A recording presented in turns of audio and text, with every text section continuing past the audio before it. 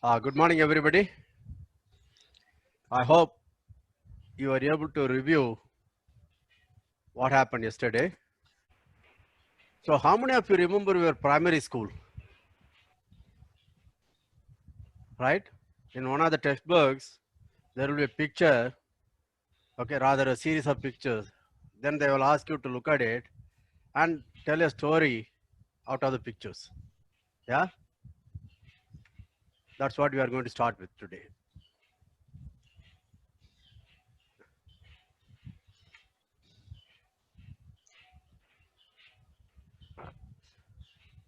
Is the picture visible? So, I will give you about 20 Yes. seconds. Okay, go through it and tell me how many of you understand a result and its proof from this picture.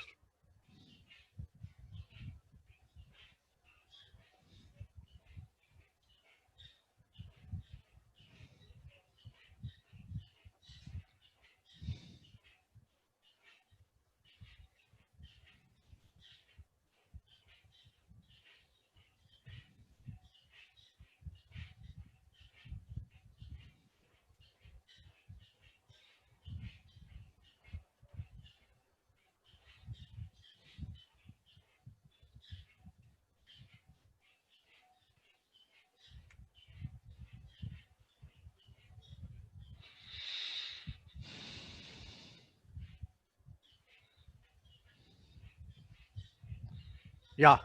How many of you understand? Say yes if you understand what the result is first. That's very easy to guess. How many of you understand what this picture, it talks about a result. If you know what the result is, say yes.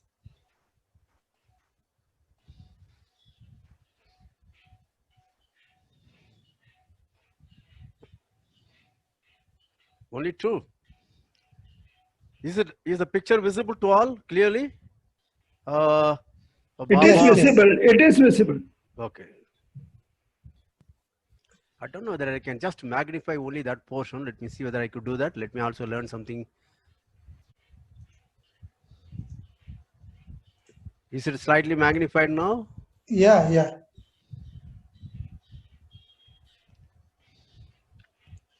But that's a disappointing. Only 4 students. At least they're guessing the result must be easy.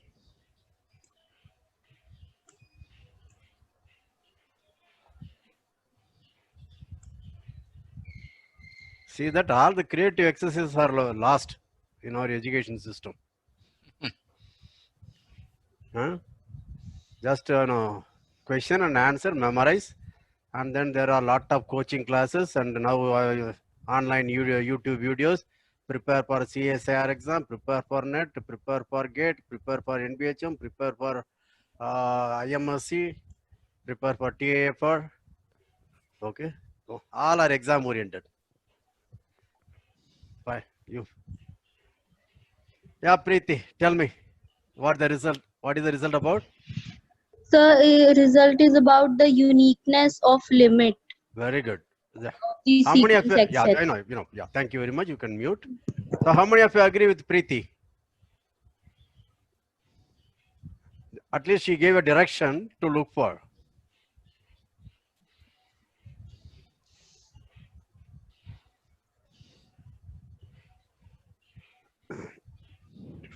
Only 16, 17. Very less.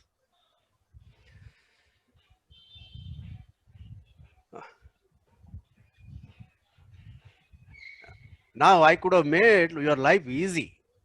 I was very deliberate because this is how mathematics or any science does. You have bits and pieces of information. You don't have a complete picture.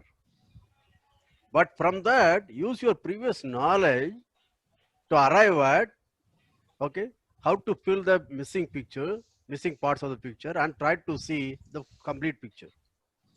What are the missing pictures? Pieces here? Missing pieces, I wrote x n converges to A, x n converges to B. There is no A and B here. Why I did not write? Because the moment I write this as A, this as B, you are assuming A must be less than B. I don't want to take that chance. Maybe B here, A here. So I just did them. And what all it says is there are 2 points and take epsilon interval around them. Now, how many of you can go through the proof? I am clearing all. See, I want you to make thing and very scientifically. Okay. It's not our aim to teach so many theorems, keep on writing. Okay. But the moment you begin to think, you will see that you can learn a lot on your own. How many of you can see the proof now?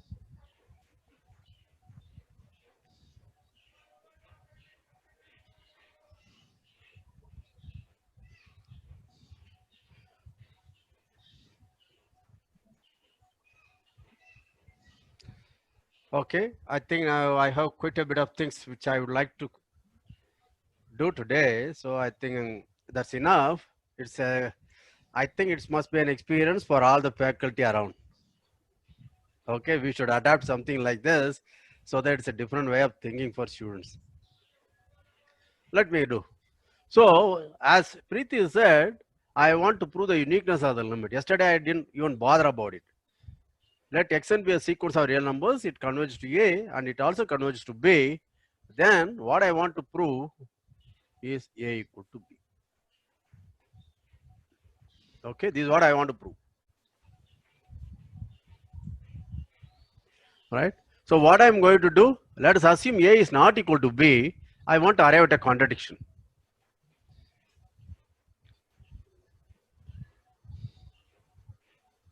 Okay. So let us assume one is less than the other. Okay, at present I don't want to say which one, but just think about it. Okay, the blue one is the less one and whatever this color. Okay, maybe I should call it kavi. Yeah, this kavi color is bigger because kavi is bigger nowadays. Okay, now let us look at, since xn converges to the blue, you give me an epsilon. I can find an epsilon, okay, positive, so that let us look at the epsilon interval around blue. Let us also take epsilon interval around the kavi. This, you can see the picture shows they do not intersect. They have no point in common. Do all of you agree? So the first thing is whether I can choose whether such an epsilon exists, such that, okay, this minus epsilon and this plus epsilon intersection of this interval is empty. Assume such a thing happens. Do you see a problem? Since xn converges to blue, for this epsilon there is an n1, so that for all k greater than or equal to n1, my xk should lie here. And similarly, there is an n2, so that for all k greater than or equal to n2, xk is close to your kavi. Okay, right? Very good. Now let me take n to be n1 plus n2. Then this is greater than or equal to n1 as well as greater than or equal to n2. Now you see that now he is worried. He is a sad face because xn does not know whether he should belong to this blue camp or he should belong to the kavi camp. Because according to our thing, he should be in both, but he cannot be in both because he is not in quantum physics. How many of you understand this proof? We will go through again. If you want your epsilon delta n naught kind of okay, rigor mortis, I will get it soon. But how many of you have a feeling for this now? Say yes. If you have, do you understand we have a contradiction now? When n equal to n1 plus n2, xn had to be in both the intervals. But by our choice of epsilon, these intervals are disjoint.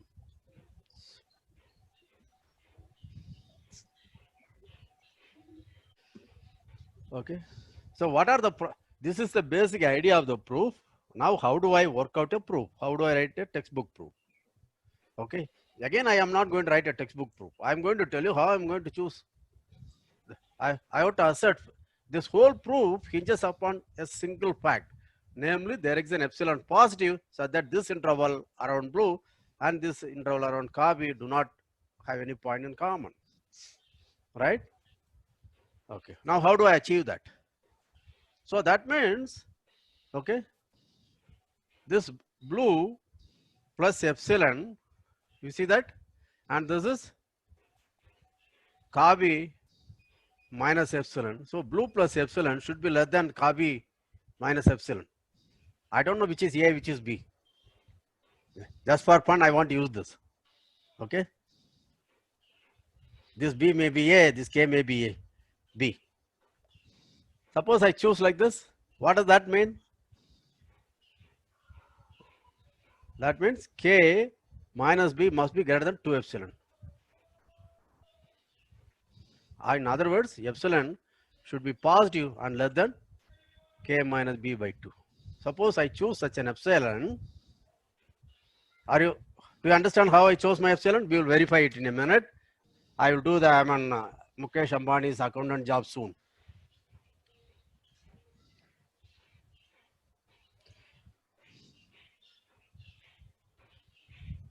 Do you understand this? Take the maximum of A and B, subtract the minimum of that, divide by 2. If I choose a positive epsilon like this, then these intervals will not intersect. Yeah? Okay, let us prove it. So let us write a textbook proof now.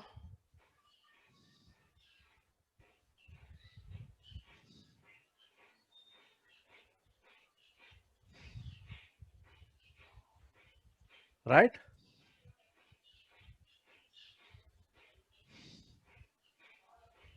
Now you should not ask me how I got it.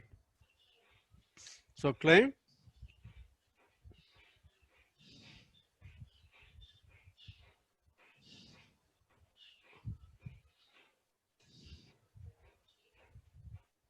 this is empty. Suppose not, suppose x belong to this. Since x belong to the first interval, you can see A plus epsilon. Just 1 second. X must be less than A plus epsilon, right? Okay. Now x also belong to this. That means x must be greater than B minus epsilon. Do you understand this? Yeah, it belongs to this. So put all those things together. Therefore, B minus epsilon is less than x, and that x is less than A plus epsilon. What does that mean? B minus epsilon is less than A plus epsilon. That is, bring everything. Now ignore this fellow. He has served his purpose, so I don't want. Let's look at this. This means B minus A is less than 2 epsilon.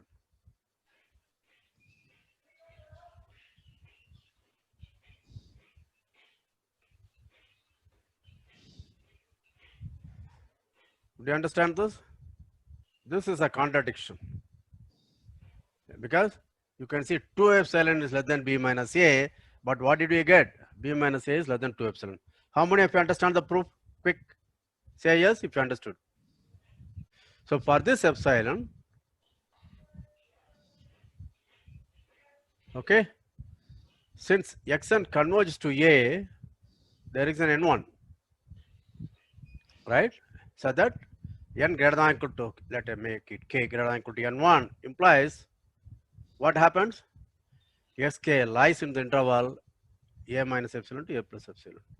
And similarly, there is an n2, so that for all k greater than or equal to n2, xk lies in the interval B minus epsilon to B plus epsilon.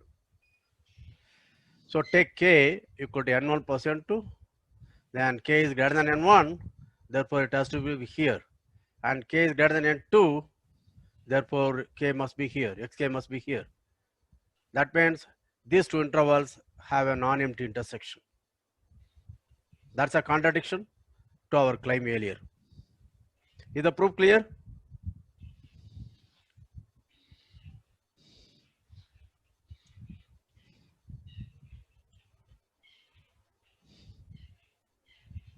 So I'm clearing everybody.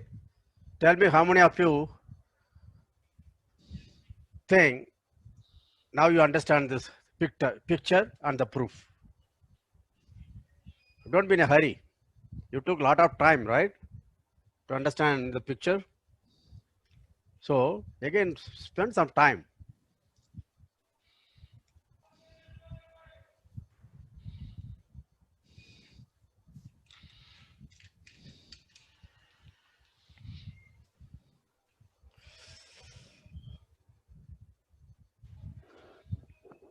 Is it okay?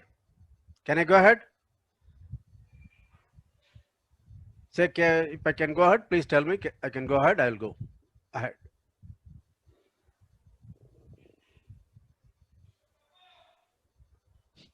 Okay. So what have we shown now? We have shown that if at all a sequence converges, it may or may not converge. We have seen sequences which do not converge. If at all a sequence converges, we have seen it converges to a unique real number. Therefore, that real number is called the limit of the sequence. So when I write limit or lim or whatever your fashion of xn equal to x, what is the meaning? It makes sense because there is a unique real number such that xn converges to x. This is the meaning of this symbol. And again, let me bring it to your attention. I am not writing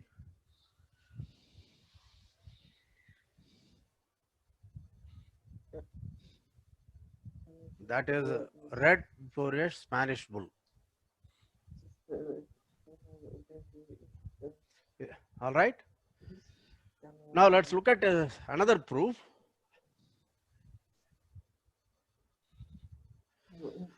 Okay, which is usually found in textbooks. So I want to prove A equal to B. As I said earlier in analysis, when you want to prove equality, most often you don't. You try to prove mod A minus B is 0. This also you try to prove mod A minus B is less than epsilon for every positive epsilon. Then this will imply this and this will imply this. Okay, because I want you to get used to inequalities, so I'm just writing this. Do you understand this statement? Have you seen this Archimedean property? Yes, because if see, look at mod A minus B is greater than or equal to 0. Suppose it's not equal to 0, then it is strictly greater than 0. All right. Therefore, by Archimedean property, this is my mod A minus B. This is strictly greater than 0. Therefore, I can always find some positive epsilon. For example, take mod A minus B by 2. That's my positive epsilon. Right. But you are going to prove mod A minus B is less than epsilon for every epsilon. In particular, if I take epsilon equal to mod A minus B by 2, that's a contradiction. Yeah? Good. So I want to prove this. What I want to prove? I want to prove this. So I want to estimate mod A minus B. Forget about less than epsilon. I want to estimate. I want to show it's arbitrarily small. Do I know that? I don't know that. But what do I know? I know xn converges to A. Therefore, A minus xn or xn minus A in modulus will be very small. Similarly, xn converges to B. Therefore, I know xn minus B will be very small if n is very, very large. You understand this? So I want to estimate, I want to show this is less than epsilon. As I said yesterday, I will show it's less than or equal to something. That something can be shown to be less than epsilon. Okay. This is where I use the word Coriolis trick.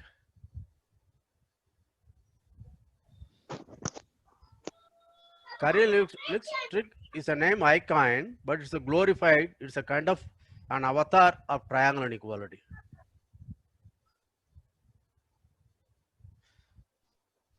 Because triangle inequality for real numbers, for absolute value, what does it say? For any A, B, C, modulus of A minus B is less than or equal to modulus of A minus C plus modulus of C minus B. This is how it's sent for every A, B, C. Okay. This I called a static version. For me, a dynamic version is different. For every A, B, modulus of A minus B is less than or equal to modulus of A minus C plus C minus B for any choice of B. Do you understand? They look the same. What is the difference? In the first one, it's static. You gave me ABC, then I can prove a mod A minus B is less than or equal to mod A minus C plus mod C minus B. In the dynamic case, I am thinking of a different way. You want me to estimate mod A minus B, okay? Therefore, as an analyst, I can choose a C which will serve my purpose. So that mod A minus B, if I want to say is less than epsilon, I'll choose a C, that is C is for curly leaf, such that mod A minus C is less than epsilon by 2 or epsilon by 10. Mod C minus B is less than epsilon by 2 or 9 epsilon by 10. So finally, the left side A minus B in modulus will be less than epsilon. This C is my choice now. You are not dictating. That is a dynamic version. That's what I call curly leaf trick. So you choose a C. It's a curly leaf. You want to throw in for a flavor and throw it out. But final thing is I want to estimate this. How many of you have some kind of an idea what I'm talking about? Please say yes. I will give another example of dynamic version. Okay, just wait. All of you know something about prime numbers, right? If P is a prime and P divides AB implies P divides A or P divides B. All of you know this, right? This I call a static version. A dynamic version for me, suppose P divides a composite number, C is composite number, right? Then let C be factorized in any fashion. I don't care which fashion you take me. C may be AB, maybe A1, B1, or maybe A2, B2. You factors in any fashion. What I am predicting is P will define one of the factors. That is dynamic. Okay. Now compare these two. I'll give you 30 seconds. If you understand some kind of at least 30 to 40% of what I'm saying, say yes. Do not be too quick.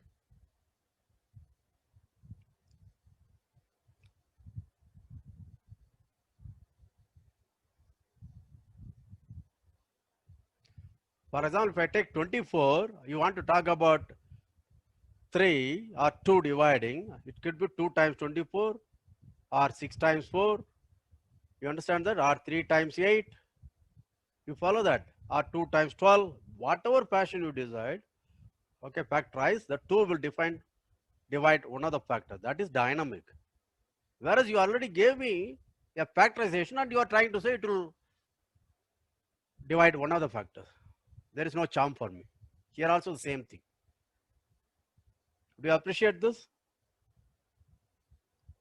Yeah? If you appreciate this, okay, now come, let's go ahead. Now we are ready for this. Therefore, I want to prove mod A minus B is less than epsilon. I do not know how to make this. But I know this will be for any n. Okay, this will be less than or equal to A minus xn plus xn minus b. This is for any n at present. Okay, this is triangle inequality. Okay, dynamic version of triangle inequality. You choose any n. Now what do I want?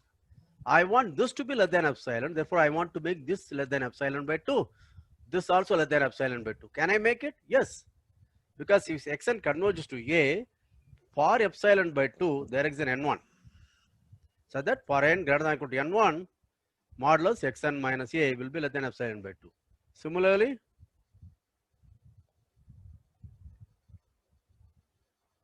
so take n to be if you want. I don't need, I can even take n equal to n1 plus n2. Okay. For this particular n, this is my curly leaf. You can see that this n is greater than or equal to n1. Therefore, this fellow will be less than epsilon by 2. And for the similar reason, this is epsilon by 2. Therefore, mod A minus B is less than epsilon. And for which epsilon? For any positive epsilon. Therefore, by Archimedean property, mod A minus B is 0. How many of you understand the proof?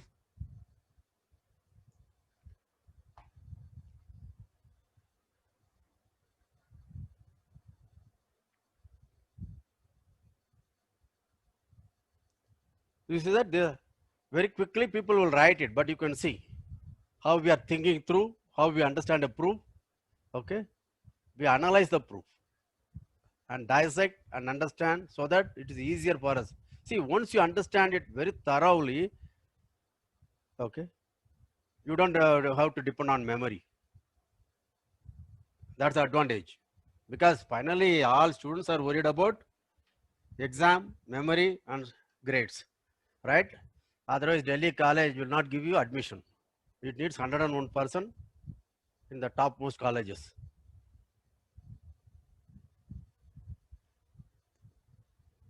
Is it okay? Right. Can I go ahead now? Now let's look at another thing which all of you know. Suppose I have a sequence x n, okay, such that xn converges to x. So let me write it. I have x1, x2, xn, xk, and so on. Right? Now I want to do something. I fix this n, okay. These fellows I discard, I throw them out. I replace them by my favorite numbers y1, y2, yn. Here I don't do anything. Here it will remain as xn plus 1, xk. You understand this?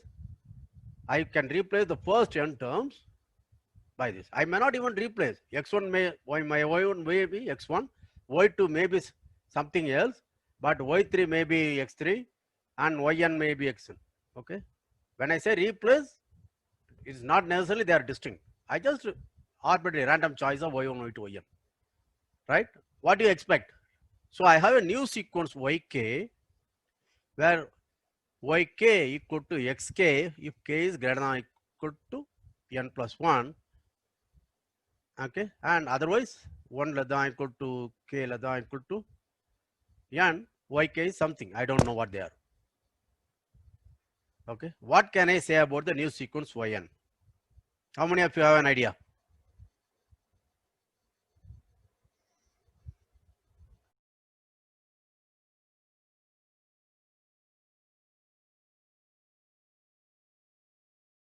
Mahak, what do you expect? What do you guess? The new sequence by n will also converge to x because playing with a finite number of terms with of Very good. sequence That's is enough. No, not no. solved. That's enough. I just want you what you guess. Okay. I didn't ask you. Can you prove it also? Right. Okay. Very good. So Mahak says this. So let us call it the Mahak's theorem. Yeah. She claims yk also converges to x. Let us try to prove it. What does it mean? That means I have to estimate yn minus x. You understand this? Whenever I want to say something converges, my first thought will be not epsilon, not capital N. I just want to say this. Right? Now, do I know this? I don't know what yns are, but I know what yns are the moment that n is less than or equal to n plus 1. Maybe I will call it k so that I have to say. So I know the yk is same as xk provided k is greater than or equal to n plus 1. Do you understand this? Now, do I know how to estimate? Yes, you told me xn converges to x, therefore there exists and n1 such that for all k greater than or equal to n1, what do I know? Mod xk minus x is less than epsilon. So if you give me an epsilon positive, okay, I choose an n1 such that for k greater than or equal to n1, mod xk minus x is less than epsilon. You understand this? Therefore, I want to show this is less than epsilon, but then what is the demand on k? My k should be greater than or equal to n1. But I want to say this equality, what is the demand on k here?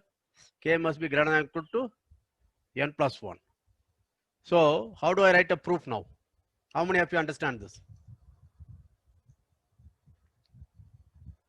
So for the first inequality to be true, I want k to be n plus 1 at least. For the second inequality to be true, I want k to be greater than or equal to n1. So what do you think I will do? I will choose n2 to be maximum of n plus 1 and n1. Then for all k greater than or equal to n2, mod yk minus x equal to mod xk minus x because k is greater than or equal to n plus 1. It is greater than or equal to n2, therefore greater than or equal to n plus 1, therefore yk is same as xk. Now for k greater than or equal to n2, therefore it's greater than or equal to n1. Therefore by this inequality it's less than epsilon. Therefore Mahak is vindicated. Do you understand this proof? How many of you understand the proof? Quick.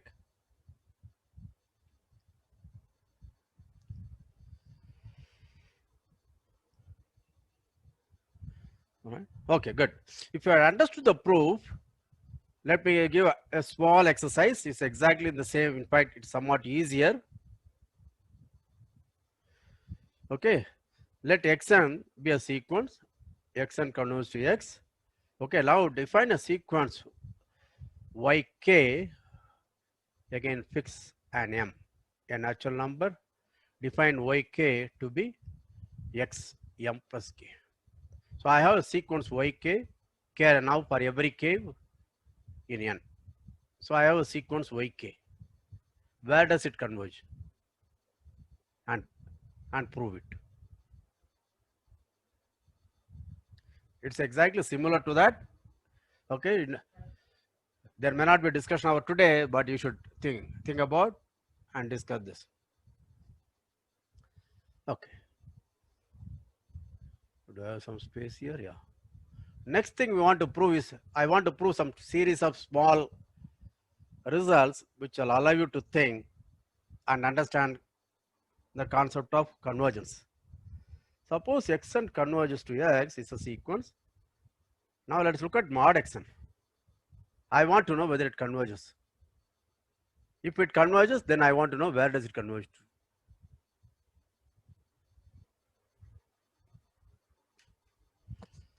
I'm sure all of you must have seen this earlier, at least know the result. So without much preamble, let me ask you, does mod xn converge? Prachi, where does it converge to? Sir, mod x. Very good. So all of you know that. So I want to prove that. If I want to prove that, can you read this?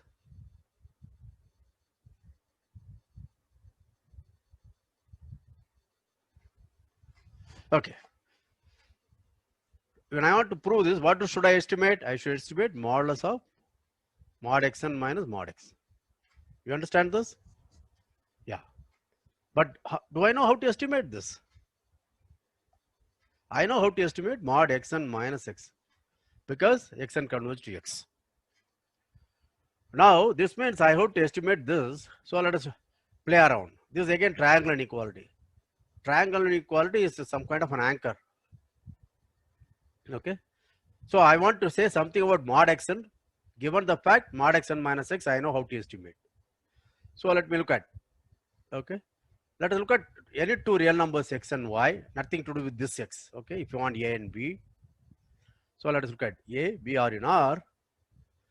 Let us look at mod a. I can write as mod a minus b plus b. That's less than or equal to mod a minus b plus mod b. Therefore, this implies mod a minus mod b is less than or equal to mod a minus b. Do you understand this? Now interchange a and b. Either here you can change because notice that this is symmetric in a and b, right side. Mod a minus b is same as mod b minus a. Therefore, in place of a, I could have started with a b. In place of b, I could have started with a. Therefore, this also says mod b minus mod a is also less than or equal to mod a minus b. Do you follow that? And modulus of any real number alpha is maximum of alpha and minus alpha. And this two are negatives of each other. So each one of them is less than mod a minus b. That means mod b, modulus of mod a minus mod b is less than or equal to mod a minus b. How many of you understand this?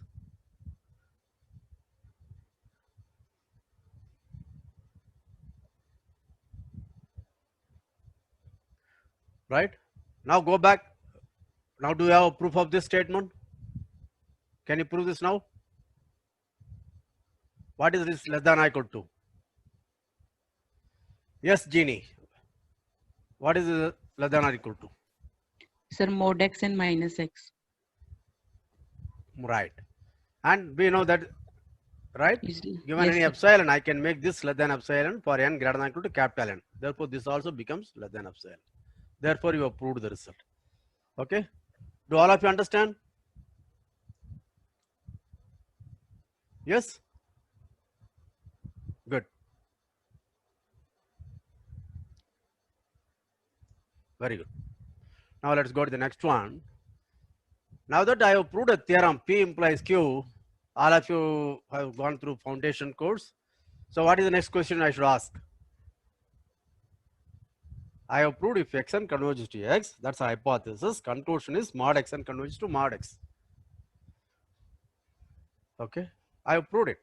Now what is the next question I should ask? How many of you know what is the next question?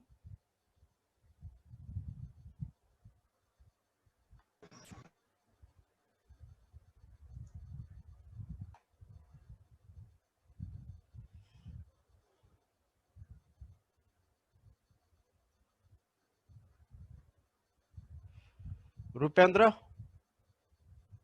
Yes, sir. If mod xn converges to mod x, then will xn converges to x? Right. I am sure that you also know the answer, right? Yes.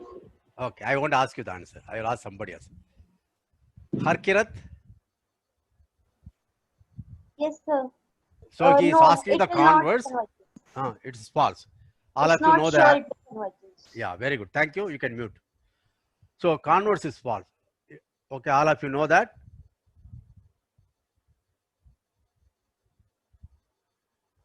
What is the standard example? So notice that I have not put this is not conversion. But I'm sure that yesterday's example 0, 1, 2, 3, 4 repeated. The same logic will prove this. I think I left it as an exercise yesterday. I don't remember. This is not conversion, right? But it's absolute. Take the absolute values. It's a constant sequence one. That is conversion. So all of you know that. Is it all right? Can I take it for granted that this is not conversion? This sequence is not conversion? Say yes if I can take it for granted. In fact, yesterday I gave two different proofs. If it is conversion, then if n and m are very large, xn and xm must be very close. But you can see, I can take xn with 1, xm to minus 1, and n and m can be very large, but the distance is always 2. So it cannot be arbitrarily small. Okay, right. Very good. So, but there is one instance in which the converse is also true, and that's very, very useful in analysis. So let me call it a theorem, actually a corollary of the last one. Xn converges to 0 if and only if mod xn converges to 0. I'm calling it a theorem because usually students ask why something is called theorem, why something is called proposition, why something is called a lemma, why something is called a corollary. Anything which is very often used is called a theorem. Anything which serves to prove a big theorem is called a lemma. Something in between is called a proposition. Very good. Now, one way we have proved, if xn converges to 0, I have proved mod xn converges to 0. If mod xn converges to 0, I want to prove xn converges to 0. To prove xn converges to 0, what should I estimate? I should estimate mod xn minus 0. But this is same as mod xn. But this is same as mod xn minus mod 0. Because see that mod xn converges to 0. Therefore, I know how to estimate nth term of this and the limit. That's what I'm writing. Are you following? And I know how to make sure this is less than epsilon. That means I know how to make sure this is less than epsilon. Are all of you convinced? Or do you want me to write a textbook proof? Textbook proof you can read in any textbook. Learn to think.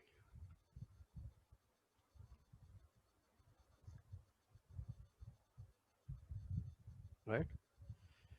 All right. Next is a useful tool.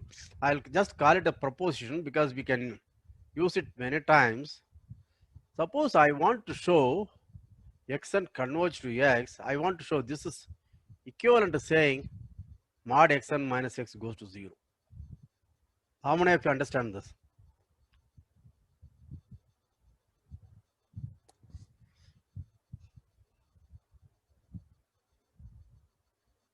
Make sure just because you have seen it earlier, you have heard it earlier, don't say yes. If I ask you for a proof, you should be able to prove that.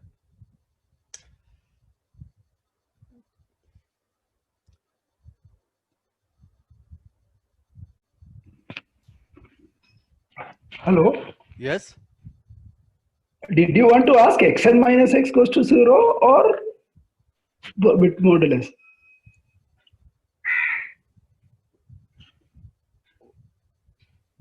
Now I want modulus, but if you want, but by the earlier thing, Okay.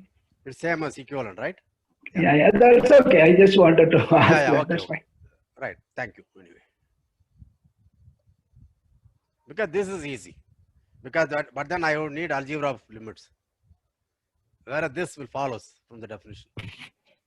Yeah. Without algebra of limits, Yeah, also the that's same okay. proof will give, but in anyway. Do all of you Yeah, understand it's this? okay. Yeah. Now suppose I have a sequence, let us say Bn, and say that Bn goes to 0. Right? For example, if one of the standard things will be my Bn maybe something like C by n or some such thing. Okay, where C is some positive constant if you want. Right? And suppose I know for all n greater than or equal to capital N, there is a capital N, so that for all n greater than or equal to capital N, modulus of xn minus x is less than Bn. What can you conclude? Please think. This is a well-known result. I am asking in a slightly different way, a form in which I can apply it. Let us go slow. This is my hypothesis. I have a sequence of positive numbers. Maybe I should say positive because I am writing modulus. Sequence of positive numbers so that Bn goes to 0. Okay. Now I have a sequence xn. I want to show. Okay. I have a real number x. Okay. Now what do I want? No. There is a capital N so that for any n greater than or equal to capital N, modulus xn minus x is less than Bn. What can I conclude? Prerna? Yes, sir. Sir, Yeah. xn converges to x. Very good. I can conclude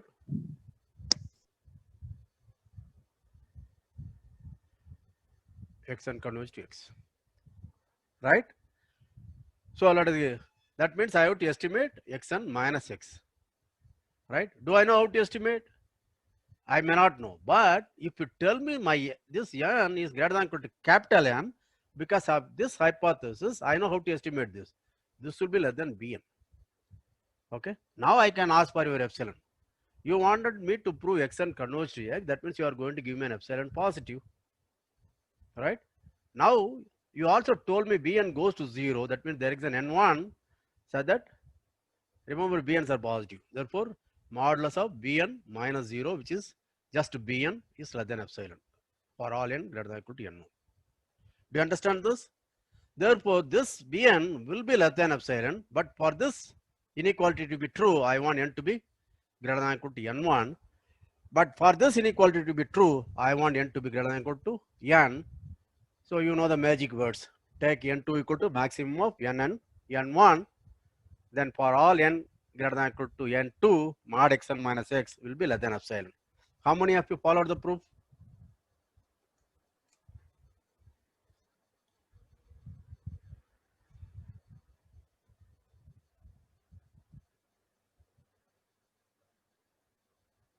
Okay, good. So is it all right? Shall I go ahead? So this is the last result I would like to talk about. Is suppose I have a sequence an which converges to a, and let me assume a is positive. Let me assume a is negative because every time we always show our bias.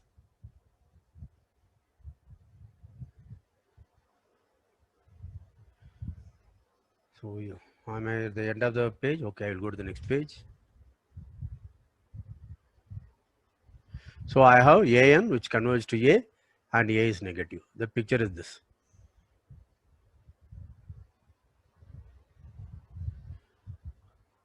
Now again I am going to draw a picture. I am going to ask you, do you understand what it is?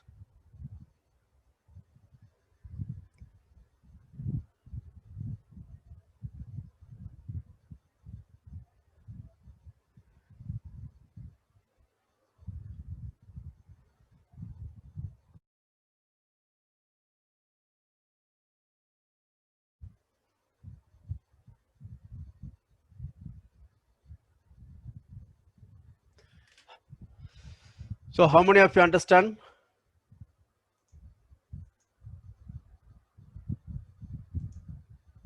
This picture? What does I try to say?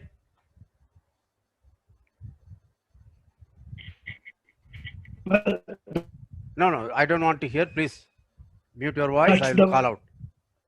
Jayantan, you want to say something? aim.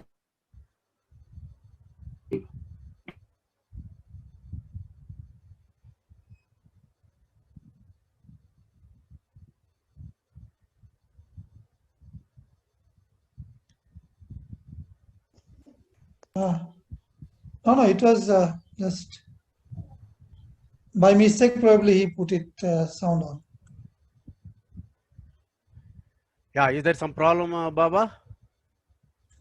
No, kindly continue. Yeah. Good. Gargi, what do I want to claim? Yes, sir. What do I want to claim?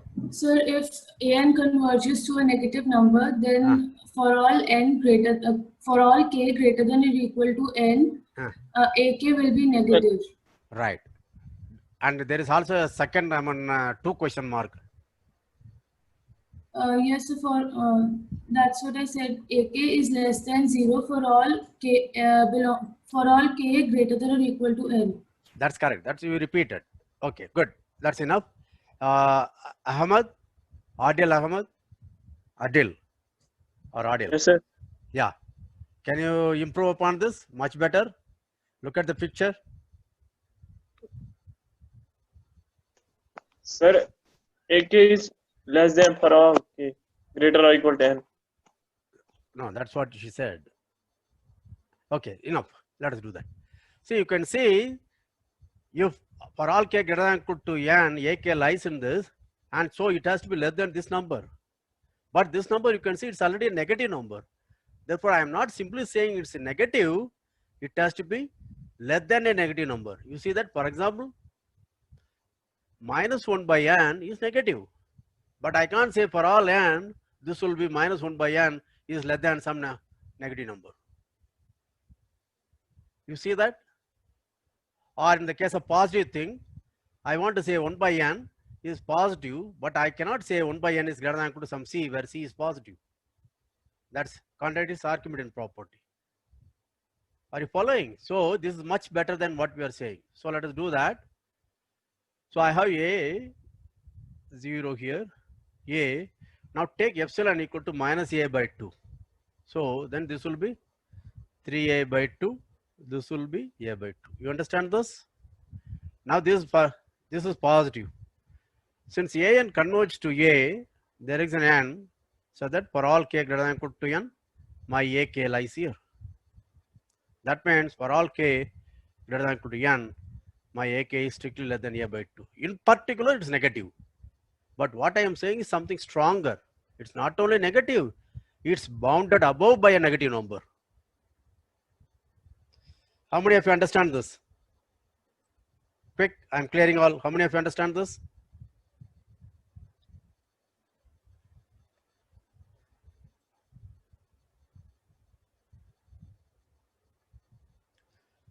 Okay, if you understand, then what should be the analog if a is positive?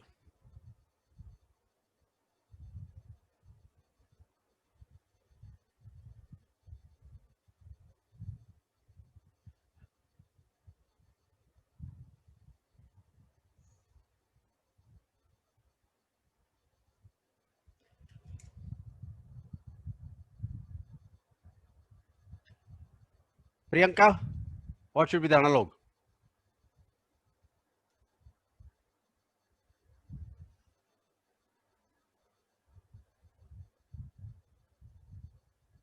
Hello. Yeah. Yes, sir. What should be the analog if the limit is positive? Then AK will be greater than A by 2. Right. What's k?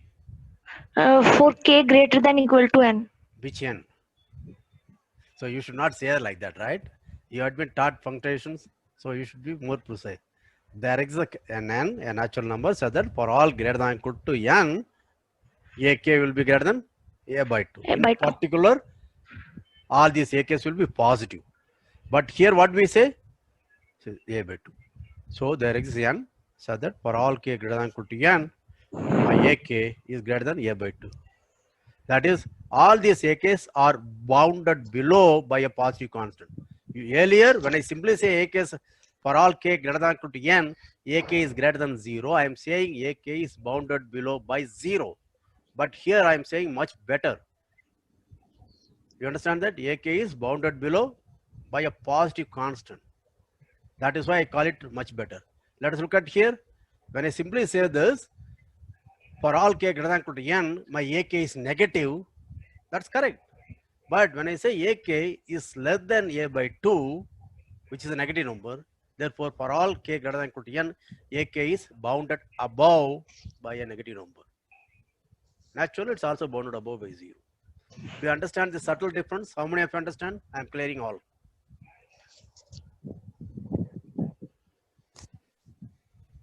When it is negative, you call it above or below or above by. I'm sorry.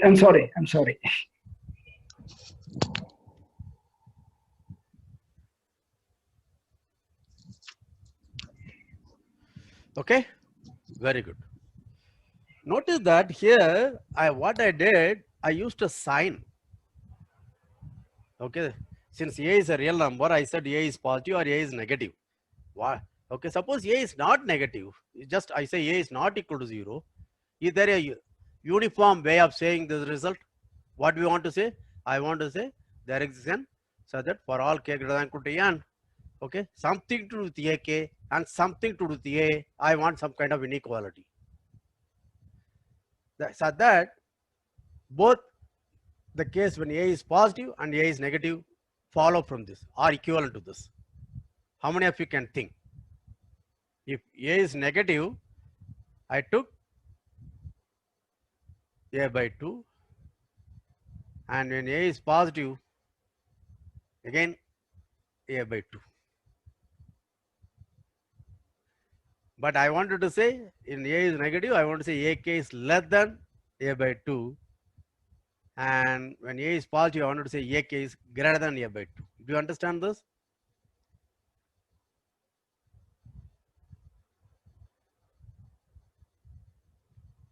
So I want both the cases to be combined in a single form. How many of you can think? Because most often your teachers would give only that kind of proof. I will give that proof also in a minute. Yes, Sajal, Jagdari. Sajal? Sajal Yes, or sir. Sajal? Sejal. Yeah, Sajal. Sir, actually, I was still thinking about it. You want to say something or you don't? No, sir, actually, Okay, it finish. was. Okay, fine, no problem, no problem. Mansi?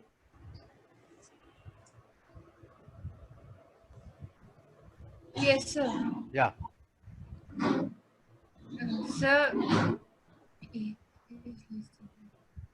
Sir, we can use modulus here. Yeah, right. Very good. Yeah. Excellent. Tell me the answer. There exists n, so therefore for all k greater than equal to n. What do you want to say in terms of modulus? Sir, there exists a yes. Sir, there exists a not equal to 0 such that AK is less than mod of A by 2. No. Look at this. And look at this. These are negative. If it is negative, when you want modulus, what should I do here? Minus AK and minus A by 2. Then what's the relation between, if AK is less than A by 2, what's the relation between minus AK and minus A by 2? Greater than. This is mod AK. Yes. This is mod A by 2. And for this modulus is the same as this. Therefore, what should be the result? Mod of AK should be greater than mod of A by 2. You understand this? Yes, sir. Yeah, you can mute yourself. Do all of you understand? I am clearing everybody.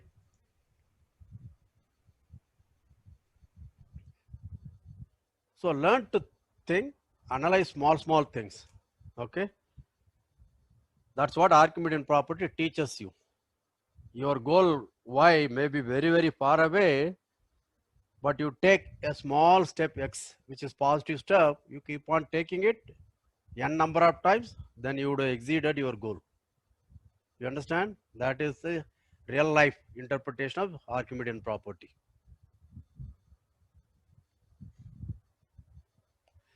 Okay. So that's what we are. So let us do that. So let us, because if you are in a complex numbers or a metric space or somewhere else, nonlinear spaces, you may need it. But let's go through the exam, the same theorem, which will teach us inequality. So what do I have? I have a sequence AN which converges to A, and I know A is not equal to 0. Then what is that I want to claim? I want to claim there is an N such that for all K greater than or equal to N, mod AK is greater than mod A by 2. This is what I want to prove. Right? This means I want to estimate mod AK. But we had already done that. What did we do? Take epsilon equal to, in the negative case, we took minus A by 2, which is mod A by 2. In the positive case also, I took A by 2, which is mod A by 2. Therefore, I take A. Since A is not equal to 0, this will be positive. You understand? Now, therefore, there is an N so that since An converges to A, for this epsilon, there is an N so that for all K greater than or equal to N, what do I know? Mod AK minus A is less than epsilon by 2, which is mod A by 2. Do you understand this? Now, just 1 minute, we are through. But what I want to say mod AK, right? So I want an estimate for mod AK, and I want to estimate a lower bound. Mod AK is greater than or equal to, not less than or equal to. You understand that? So again, it will follow from triangle inequality. Please pay attention. Okay, you don't have to remember some corollaries of triangle inequality. Think of triangle inequality, try to understand. See, what does triangle inequality says? Forget this. I'll go to the next page so that I can take some time to explain. Suppose you give me alpha and beta, something like this. Suppose I want to estimate mod alpha. I want to say greater than or equal to. Okay, suppose this is the way. Triangle inequality will say this way. Modulus alpha is less than or equal to. Okay, this triangle inequality. But what do I want? I want to say mod alpha is greater than or equal to. So see this. So what I will do will be keep this alpha on the right side. How will I do that? I will write, if I want mod alpha greater than or equal to, then I will start with mod beta equal to mod beta minus alpha plus mod alpha. Therefore, mod alpha less than or equal to. Mod alpha is greater than or equal to mod beta minus alpha. Do you understand this? How many of you understand? So the same triangle inequality also allows me to get a lower bound. Usually in the Curry-Lew trick, I told you how to get an upper bound using a in between intermediate C. Here it is other way around. Now let's look at what do I want? I want to say mod AK is greater than or equal to something. So what should I do? Mod K should come on the right side, right? But what do I know how to estimate? I know how to estimate mod A minus AK. So let me start with that. So I will start with mod A is less than or equal to mod A minus AK plus mod AK. You understand? Therefore, mod AK is greater than or equal to mod A minus AK. But remember, by our choice for K greater than or equal to N, mod A minus AK is less than mod A by 2. Therefore, negative of that is greater than mod A by 2. Therefore, this is greater than mod A minus mod A by 2, which is equal to mod A by 2. So we got the proof. Usually teachers will use some inequality and try to write a 2-line proof, but you may have to memorize. But now you can understand how to derive that proof. How many of you appreciate the proof? You understand this?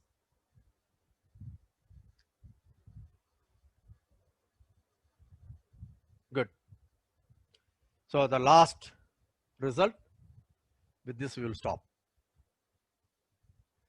Now suppose I have a sequence A, xn, which converges to x.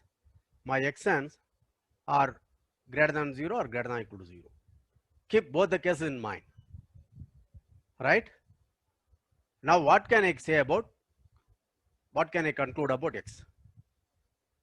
What kind of x I will have? Do you understand the question? How many of you know the answer? Remember? Yeah.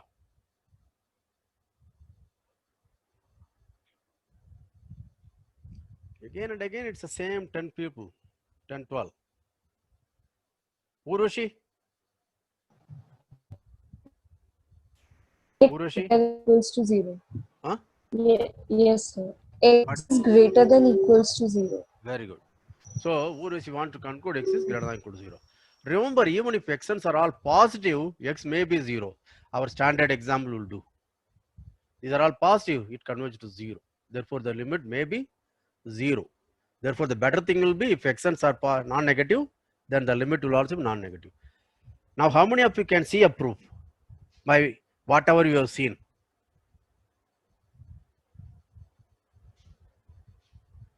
Okay, it's a, yeah, right. How many of you can see a proof?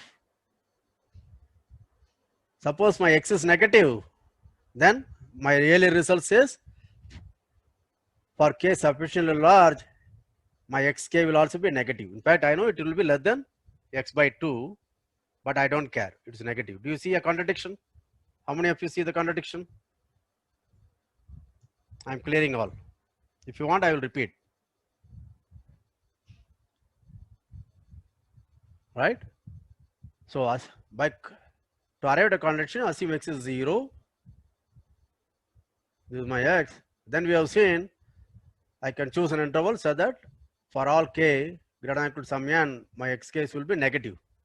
But that's a contradiction. Why? Because I assume my xn's are positive. How many of you understand the proof? Quick.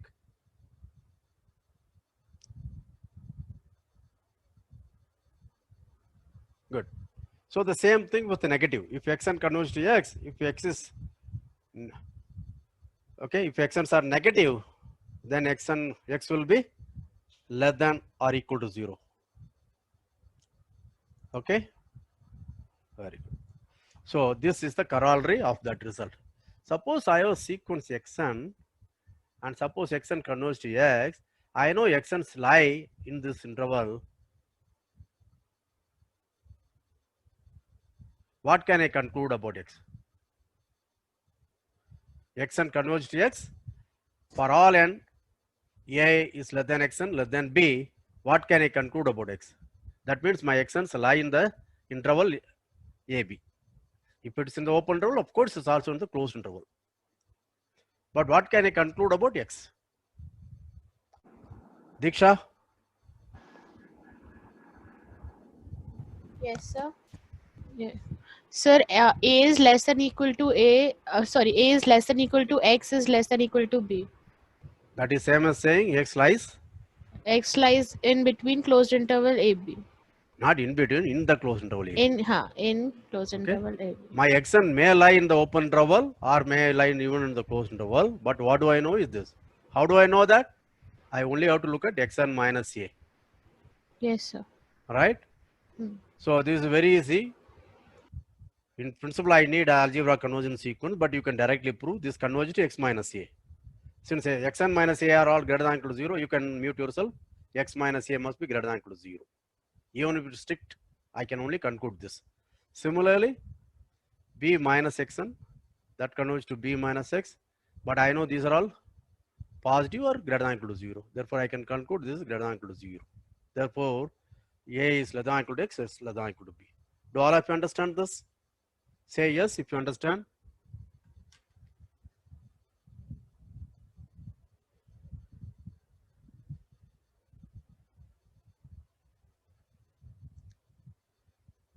Okay. Now, this is a very important theorem. If xn is a convergent sequence, let us say it converges to x, then the sequence xn is bounded. I have to define what is meant by bounded sequence. I will do it in a minute. Okay. So this term is not known. When do I say a sequence is bounded? Okay, let me take the easy way out. Okay, I say a sequence xn is bounded if there exists a positive number so that for all n mod xn is less than or equal to m. That means it's the same as saying xn lies in a closed and bounded interval.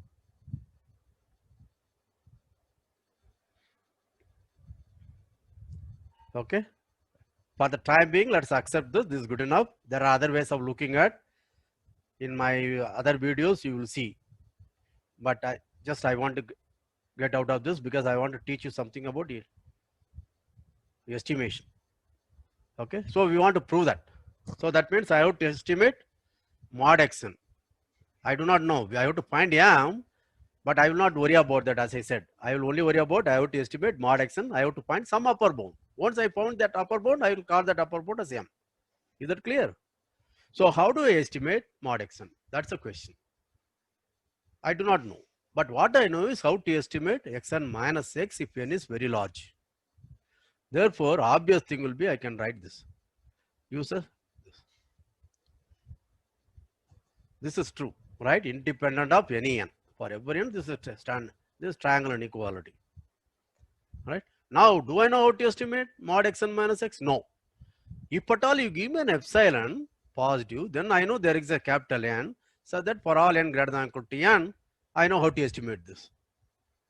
Right? Since I want to say mod xn is some constant, I don't know to be, okay, I can be a little more generous. Let me take epsilon equal to 1. Therefore, there exists a capital N, so that for all n greater than or equal to capital N, mod xn minus x will be less than 1.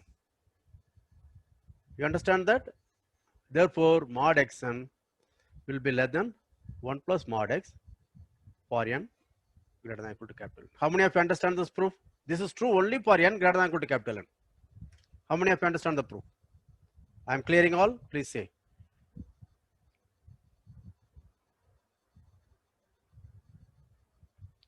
Right. Do you see that every time when I want to estimate, I want to go back. What do I know how to estimate and make use of that? Some kind of correlative trick, triangle inequality comes into play. You understand? Now, let us look at what I am supposed to estimate. I am supposed to estimate mod xn for every n. Have I succeeded? No. I have succeeded in estimating when this n is greater than or equal to capital N. That means I do not know how to estimate this. I do not know how to estimate this. But from here, I know how to estimate.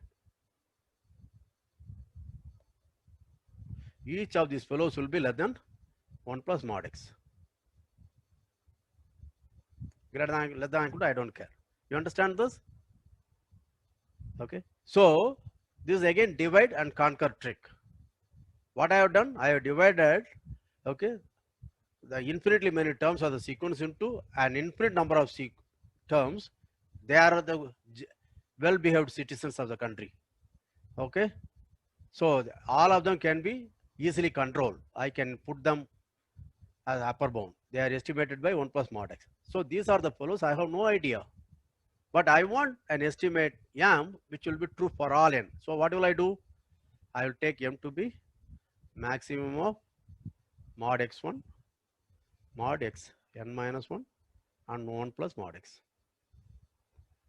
Now, you give me any n. If n is less than or equal to n minus 1, that term will be here. Therefore, that will be less than or equal to m.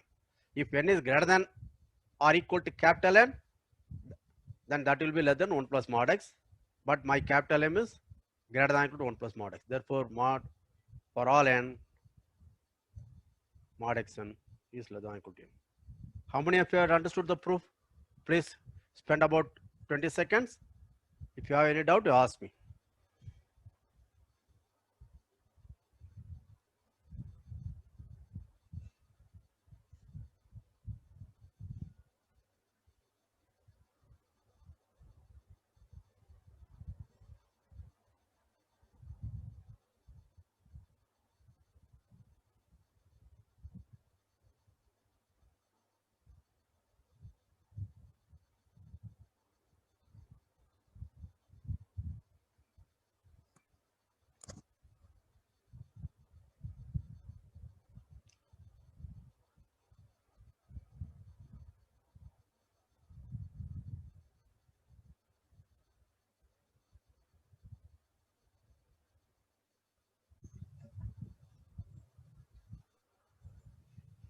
So I hope all of you understand.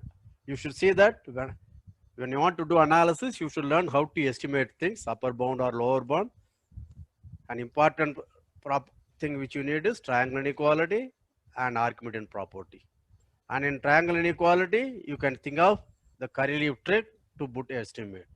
Whenever I want to estimate something, ask your question. What I know how to estimate, can I use it here? That's the point I wanted to illustrate. I hope I was reasonably successful.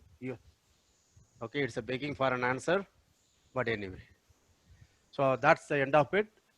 And if you want to follow the sequences, there is about 7 or 8 lectures, video lectures, again given for students of MTTS, available on the YouTube channel of mine.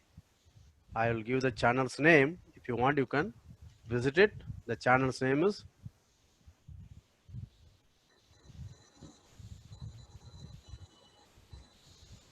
Hyderabad Central University, Kumar for Kumaresan.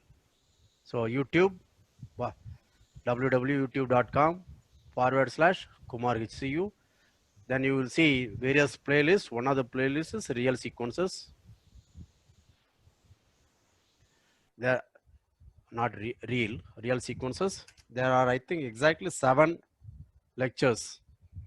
So along with these 2 lectures, 9 lectures exclusively on sequences. Please go through it. There are one parting advice. If you want to be confident about analysis, please read, understand the chapter on sequences thoroughly, either from my book or from a book like Bartlett and Sherbert or any book for that matter.